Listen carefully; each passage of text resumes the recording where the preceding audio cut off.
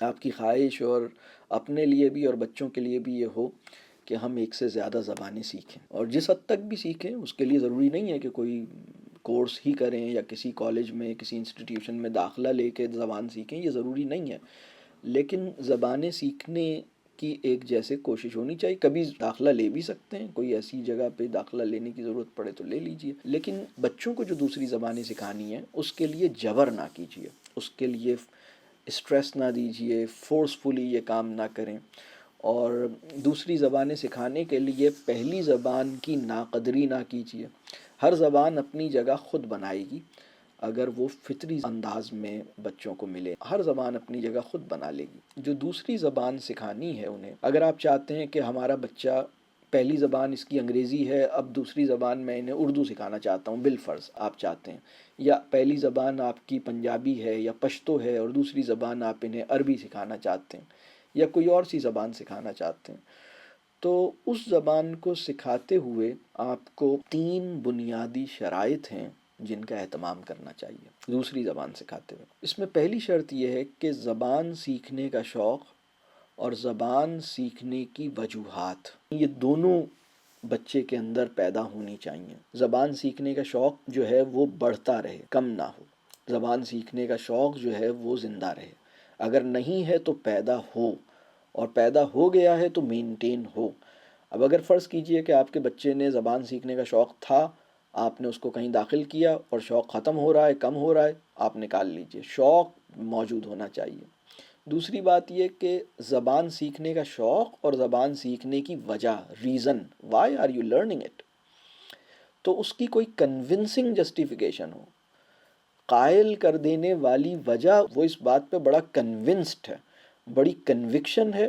تو یہ جو پیشن اور کنوکشن اگر دونوں حاصل ہو جائیں نا اس کو لینگویج لرننگ کے، تو بس باقی کام انشاءاللہ خود ہوگا۔ تو بھئی یہ زبان ہم کیوں سیکھیں؟ سب سے اچھا ہوتا ہے کہ ہم بچوں سے ہی پوچھیں۔ آپ اس وجہ کو خود جانتے ہیں اور اس کو سمجھاتے ہیں، اس سے بات نہیں بنے گی۔ وہ وجہ جس پر یہ خود پہنچا ہے، مطلب فرض کیجئے میں یہ کہوں کہ تمہیں یہ زبان اس لیے سیکھنی ہے کیونکہ یہ 2 وجوہات ہیں، تو وہ وجوہات تو آپ کی ہیں نا، اس کی تھوڑی ہیں۔ ریزن ٹولڈ اور ریزن اونڈ، اس میں فرق ہے نا۔ Reason that you are telling ہم، ریزن ٹولڈ اور ریزن اونڈ، اس کا فرق ہے نا۔ آپ زبان سکھانے کی 4 ریزنز آپ نے بتائی ہیں، لیکن اگر اس کو یہ 4 نہ بھی پتہ ہوں لیکن اس کے پاس کوئی ایک ریزن ہے جس کو وہ اون کرتا ہے، دیٹ از انف، الحمدللہ۔ تو زبان سیکھنے کی وجوہات بھی اس کے پاس ہوں، زبان سیکھنے کا شوق بھی اس کے پاس ہو، یہ آئیڈیل سچویشن ہے، لیکن یہ فوراً نہیں پیدا ہوتی، پہلے شوق پیدا ہو جائے گا،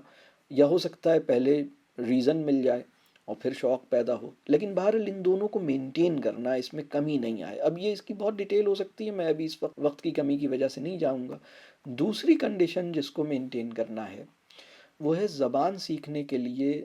جو ایک نیچرل ایک ماحول ہے اس کو سمجھنے کی ضرورت ہے، اور وہ ماحول سے میری مراد سائیکلوجیکل انوائرمنٹ ہے، نفسیاتی ماحول کی بات کر رہا ہوں میں، فزیکل انوائرمنٹ کی بات نہیں کر رہا۔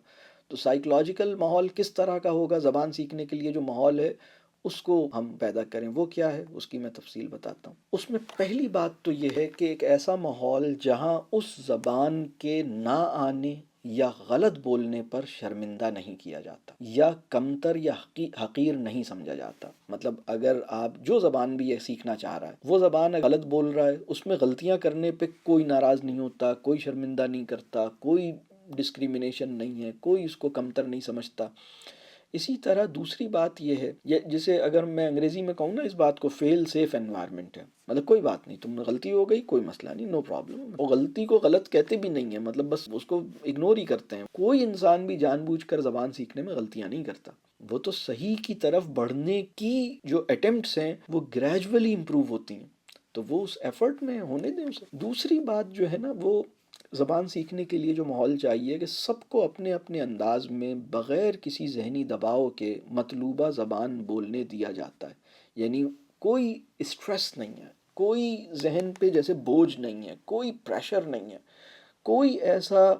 یہ نہیں ہے کہ کل صبح تک آپ لوگوں نے یہ سب کرنا ہے، ہر صورت میں کرنا ہے، ایسا کچھ نہیں ہے۔ ہر ایک جیسے سیلف پیسڈ لرننگ ہے، مطلب ایک جیسے ایٹونومس لرننگ ہے، اور یعنی اپنے اپنے اسٹائل میں اپنے اپنے ذوق کے مطابق وہ اپنی چیزیں کر رہے ہیں، تو اس میں کوئی جیسے بہت یعنی سختی نہیں ہے۔ پھر تیسری بات یہ کہ زبان سکھانے کے لیے کسی خاص موضوع کو جاننا یا پبلک اسپیکنگ پر ڈیمانڈ کرنا یہ نہیں کیا جاتا۔ یہ ایک تیسری جو میں بات کر رہا ہوں نا، ہمارے بہت سارے لینگویج کے جو پروگرامز، بہت ساری جو لینگویج ٹیچنگ کے انسٹیٹیوٹس ہیں، ان کا ایک میتھڈولوجیکل ایک بہت بڑا جو اس وقت غلطی کہہ لیجئے یا ایک مسئلہ، ایک پرسیپشن یہ بن گیا ہے کہ ہمیں کسی کو لینگویج سکھانی ہے تو ہم جیسے اس کو ٹاپک دے دیتے ہیں، کہتے ہیں اس پہ بولو اور سامنے کھڑا کر دیتے ہیں بولو۔ یہ لینگویج ٹیچنگ اور لینگویج لرننگ کا صحیح انداز نہیں ہے۔ دیکھیں، جب میں اس کو کسی خاص موضوع پہ کہتا ہوں کہ بولو، تو پھر ہوتا یہ ہے کہ اس موضوع کا فہم، اس موضوع کی انڈرسٹینڈنگ، اس موضوع کے حوالے سے میری دلچسپی، اس موضوع کے حوالے سے میری نالج، یہ سب پری ریکویزٹ بن جاتی ہے۔ اگر میں آپ سے کہوں آپ قائد اعظم پر گفتگو کریں، تو آپ قائد اعظم کے بارے میں 2 ہی باتیں جانتے ہیں، تو 2 ہی جملوں کے بعد آپ بس ختم ہو جائیں گے، آپ کہیں گے بھائی 2 باتوں سے زیادہ تو مجھے قائد اعظم کے بارے میں نہیں پتہ۔ لیکن اگر میں آپ سے کہوں کہ آپ نہیں کوئی بات کریں، مطلب ہم ایک نیچرل مینر میں کوئی بات کہیں، تو وہ پھر انسان کے لیے کھل جاتی ہے بات نا، وہ پھر وہ بات کرتا ہے جو اس کے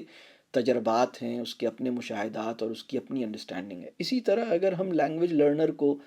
یہ فورس کریں کہ اب سب تمہاری طرف دیکھ رہے ہیں، اب سب خاموش ہو جائیں، اب یہ آئیں گے اور 3 منٹ کی پریزنٹیشن دیں گے، تو یہ بھی ایک عجیب سی بات ہے۔ مطلب لینگویج لرننگ اور پبلک اسپیکنگ اپنی جگہ ایک ہر انسان کے لیے